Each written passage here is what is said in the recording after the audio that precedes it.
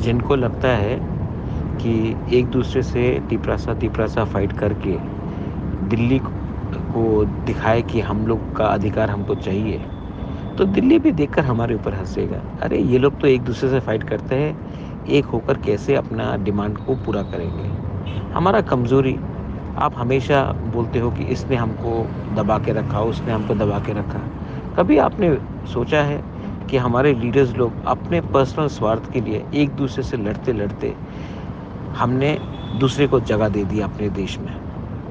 अरे कभी तो सोचो, थानसा का मतलब सिर्फ बोलने से नहीं होता है, आपको अंदर विश्वास करना पड़ता है। और जब दिल्ली में हम लोग बात कर रहे हैं, तो इस समय झगड़ने से हमको कुछ मिलेगा या हम कुछ हारेंगे, ये आपको समझना चाहिए। जो लोग नहीं समझते हैं, ठीक है वो अपना दुकान चलाएँगे, बिज़नेस करेंगे, लेकिन जिसको अपनी कम्युनिटी को कुछ देना है, उसको लगता है कि मैं ये फ़ाइट कर रहा हूँ, लेकिन ये लीडर लोग खुद ही नहीं समझते हैं कि ये फ़ाइट अगर हम जीतेंगे, तो हमारा पूरा कम्युनिटी जीतेगा, सिर्फ़ मैं अकेला नहीं जीतूँगा। ये इनको समझना चाहिए।